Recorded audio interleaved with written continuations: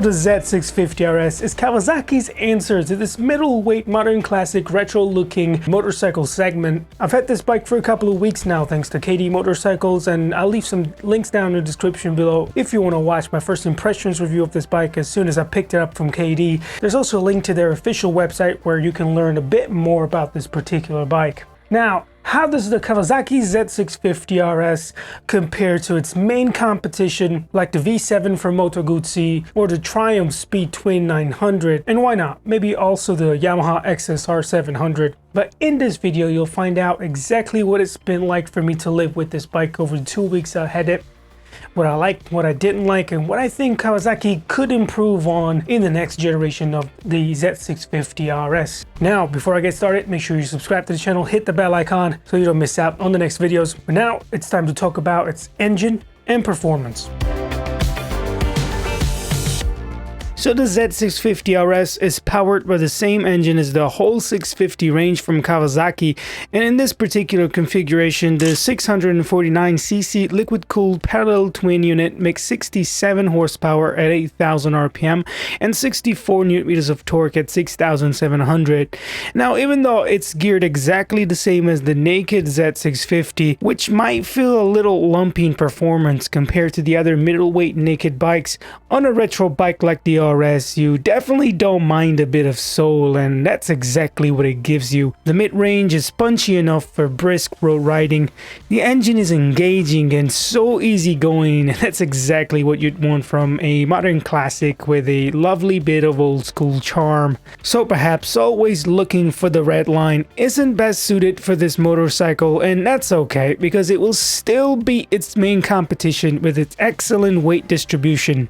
And this is where I think Kawasaki has a bit of an edge over the Triumphs and Guzzis. At only 187 kilograms wet, it's well below average. Coupled with the 820mm seat height, it feels so agile and composed and perfectly balanced. The set of 17 inches wheels also ensure a slightly faster and easier handling experience in town, but especially in the twisties, and it was so much fun in the twisties. And sure, the standard 41mm forks are a little soft, and the preload adjustable backlink shock is good enough for spirited riding, but what do you want from a middleweight classic? I mean, surely it goes fast enough and safe enough in the corners for its own good, and honestly, I had loads of fun riding this bike.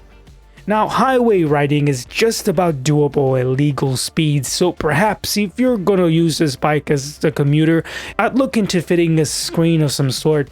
And unfortunately, Kawasaki doesn't offer many accessories to add touring capabilities to this RS, but I'm sure there's plenty of aftermarket options out there. Brake-wise, there's a 300mm dual disc setup at the front and a single 220mm disc at the back. Bosch ABS is good enough, and stopping power is actually excellent compared to the single disc options on the other modern classic bikes in this segment. Now, as standard, the Z650RS comes fitted with the essential rider aid that it needs, which is ABS, and there's no traction control in power modes, and it definitely didn't bother me as it made the ride as pure as it should be on a retro bike like this. The round clocks are beautiful to look at, and the little digital screen in the middle doesn't take away from its classic looks. In all honesty, it looks and feels like a proper modern classic should in 2023. The clutch and brake levers are span adjustable. The gearbox has a bit of a kick and charm to it that reminds you you're on a retro bike. But the smooth engine is reliable and cheap to run, averaging just below 60 miles per gallon during my test. But the fuel capacity is only 12 liters, which is a bit of a shame here. I would have definitely liked a bigger tank, but perhaps this is something that Kawasaki could improve on in the next generation of the Z650RS, along with adding a few more comfort options for touring and riding with a pillion. Now, starting from 7,949 pounds, it's now the cheapest middleweight modern classic bike you can buy right now if you want to go a little bit faster than a standard Royal Enfield Interceptor. That one is about 1,500 pounds less than the RS. While the Triumph Speed Twin 900 costs 850 pounds more, the MOTO V7 Stone costs 250 pounds more, and why not, let's include the Yamaha XSR 700 here, which by the way costs 300 pounds more. Now, where it might be a little bit quicker off the line in the Z650RS, it definitely lacks of the charm and quirkiness of the Kawasaki Retro.